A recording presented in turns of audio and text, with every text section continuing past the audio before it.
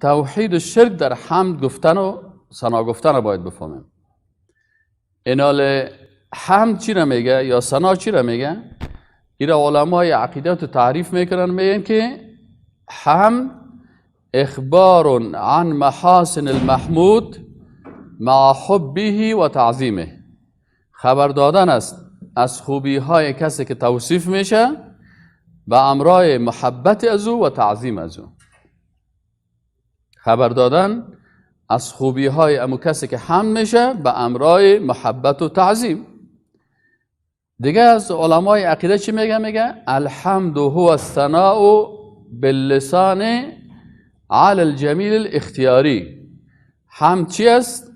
ثنا گفتن است با زبان علی الجمیل الاختیاری به یک کار نیکی که او صورت گرفته باشه و این حمد و ثنا را با اختیار خود میگن. نعمتان کنه او غیرها، این نعمت باشه یا غیر نعمت باشه. الله سبحانه و تعالی در قرآن عظیم الشان می فرماید و میگه که الحمد لله رب العالمین. الحمد لله رب العالمین.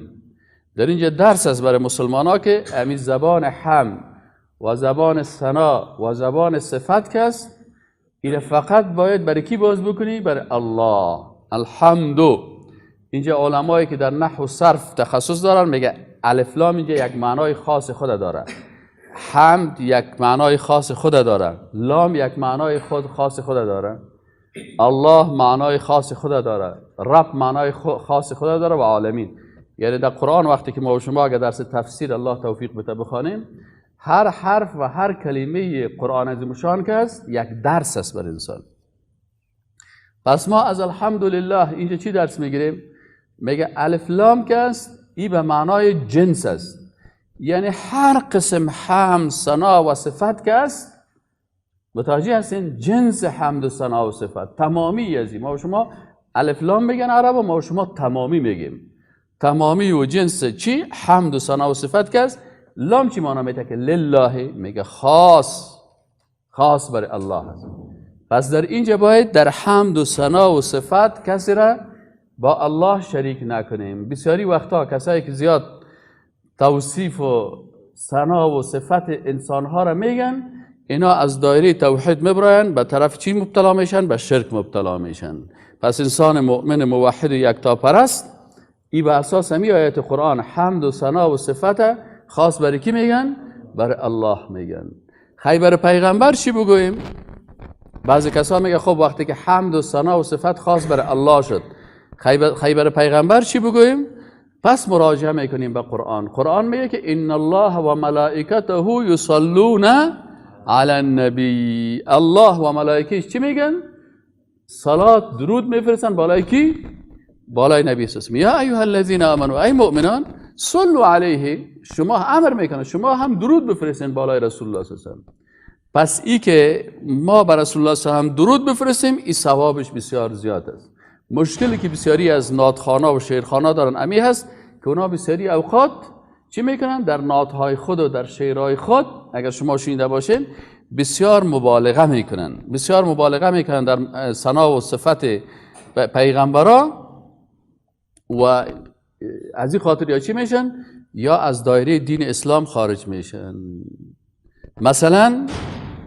مثلا یکی از رسول اکرم صلی الله علیه و سلم به خاطر که امت خدا از این مشکل خلاص کنه، چی میگه؟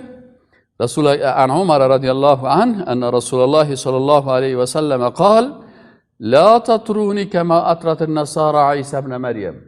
شما مرا زیاد مدح و ثنا و صفت نکنین، زیاد توصیف مرا نکنین، مبالغه در مدح و ثنای ما نکنین. کما اطرت النصارى عیسی ابن مریم، مثل که چی کردن؟ نصرانی ها بسیار در مدح و صفت عیسی علیه السلام زیاده روی کردن. متوجه هستین؟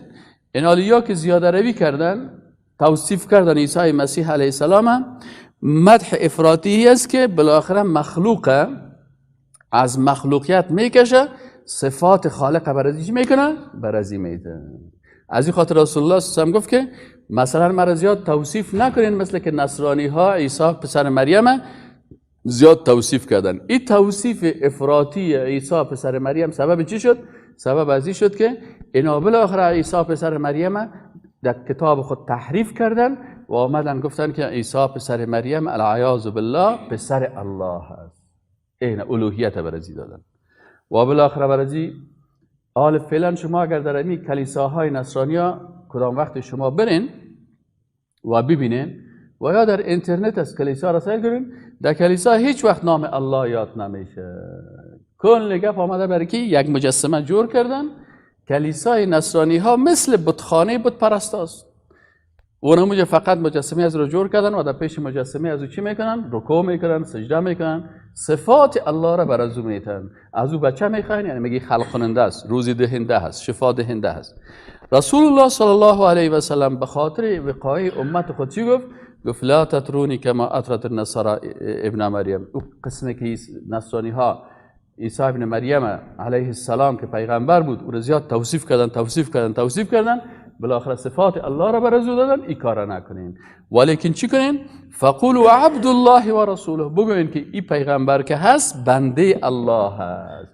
وقتی که شما با این عقیده با ما تعامل کنین که من بنده الله هستم، پس من بنده هستم، صفات الله را بر من اتید. من خلق کننده نیستم که بیاین در قبر ما بگین بر من بچه دختر بتین.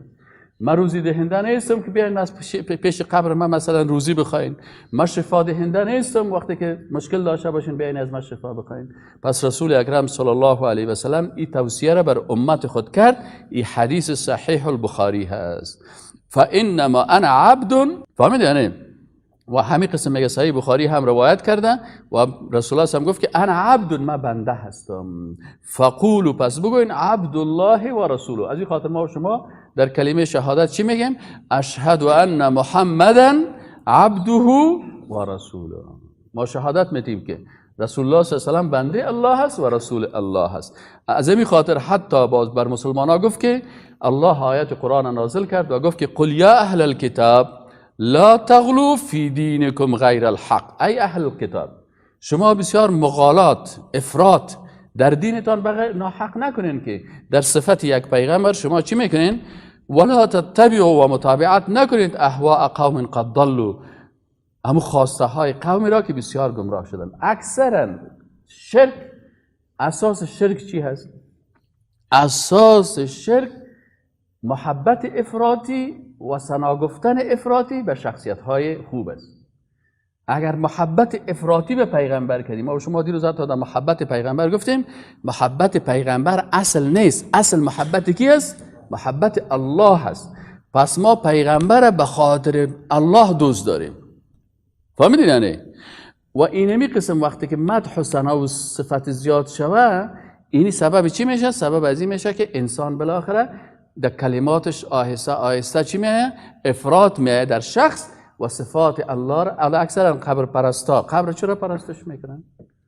بت پرستا چرا بت پرستش میکنن؟ به خاطر ازی که صفات الله را برازو میدن. اگر شما پیش یک قبر برین و بفهمین که این مخلوق است و این بنده الله است و این خود از این الله خلق کرده و این صفت خلق کرده را نداره، خلق کننده الله هست، این خودش مخلوق است، از او باز بچه و دختر میخوایی؟ نمیخوایی ابدا. اگر بفهمی مثل عقیده ابراهیم علیه السلام که در قرآن ذکر میکنه و اذا مرضت، وقتی که من مریض شدم کی مرا شفا میده؟ الله مرا چی میده؟ فهو یشفین. الله مرا شفا میده. اگر بفهمی که شفا دهنده کی است؟ الله هست. پس پیش از این قبر میری که برای من تار بند کنم در گردنش شکم پردم که باز گردن درد نشن؟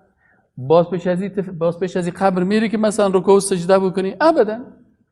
پس مشکل اساسی ما در چی هست؟ که بسیاری وقتا که افراد در شخصیت ها میشه، در مدح و ثناگویی از او میشه، بسیاری وقتا به عوض که نام الله یاد شه و نام مخلوق یاد میشه، بالاخره محبت از چی میشه؟ در قلب جای میگیره. به عوض محبت الله محبت مخلوق جای به جای میشه. و وقتی که زیاد افراد کرد صفات الله را به این مخلوق میده. وقتی که صفات الله به مخلوق داده شد چی میشه؟ اینجا مغالات و افراد صورت میگیره و سبب شرک. قاعده